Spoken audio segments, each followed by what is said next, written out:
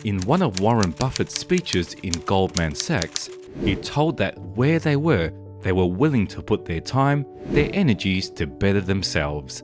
What you really could do with more skills is just remarkable, so I would like to tell you a story and we'll draw maybe a couple of lessons from them.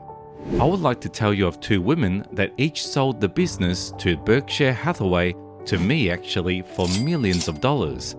Both started with $2,500. Coincidence that it is the same amount, but to these two women, it was everything they had in the world. One of them was a woman who arrived in Seattle in 1917 and couldn't speak a word of English. She had a tag around her neck that read Fort Dodge, Iowa, and the Red Cross helped her to get there. She resided in Fort Dodge for 2 years and was reunited with her husband, who had immigrated to the US a few years before. She described that she was feeling stupid because she couldn't pick up the language, couldn't understand a word, so she and her husband decided to go to Omaha. So they came to Omaha in 1919, and there she found a small colony of Russian Jews, so she started feeling more at home. Then her oldest daughter went to school. She would come home with her daughter, Frances, and she would teach her mother the words she learned in school that day. This woman, Rose Bumpkin, spent 20 years saving money, bringing first her siblings, then her mother and father, $50 at a time. She sold used clothing to do it. She had 4 children during that time. By 1937, after saving $2,500 over 20 years, she had traveled to Chicago and purchased what furniture she could afford. Her dream had always been to open a furniture store, and with $2,500 and high spirit of having a dream and determined to realize it, this woman, who had never attended school in her life, built a business that she eventually sold to me for about $60 million in 1983. This woman, Rose Blumpkin, worked with me until she was 103 years old and is part of the 4th generation to work in that business, which did $1.5 billion worth of business in 1 year. Who could ever tell that she was able to do it on the $2,500 she had?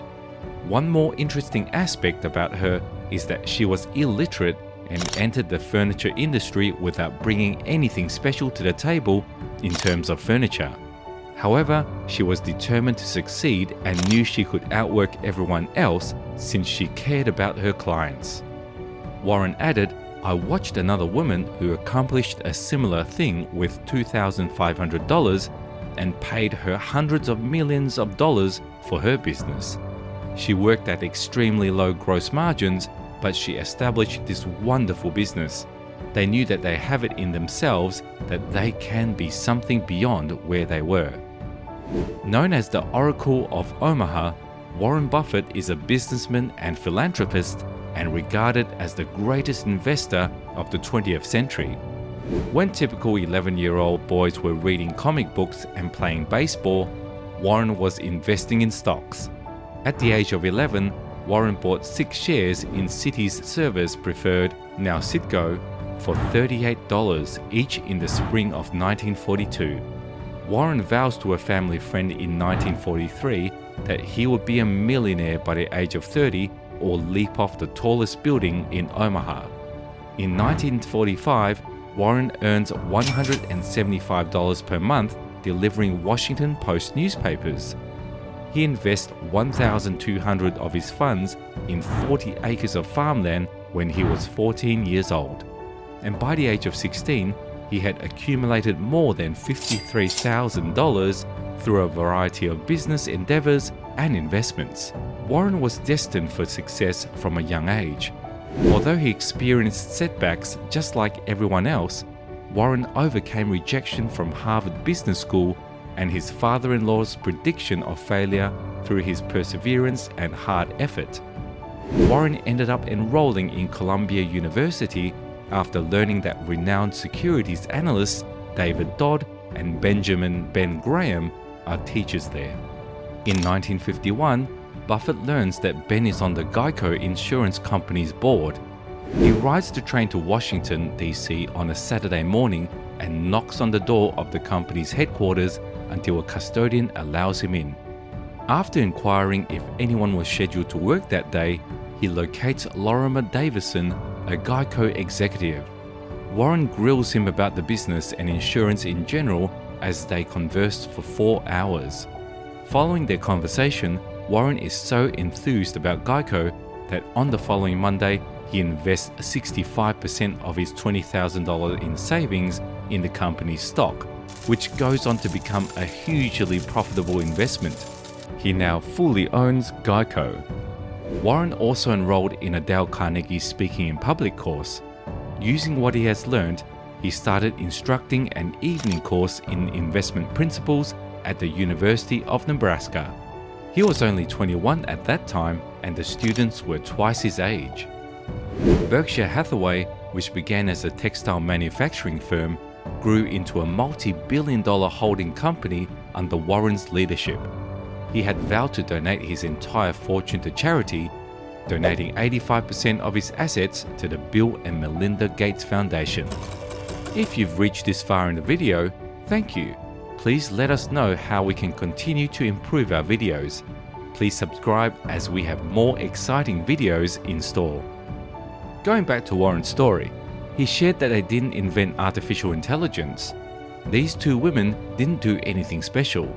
Any one of us could have entered those businesses, but Rose lived by the creed basically of delighting her customers and working with people and establishing a relationship with them so that they in turn would want to like the customers.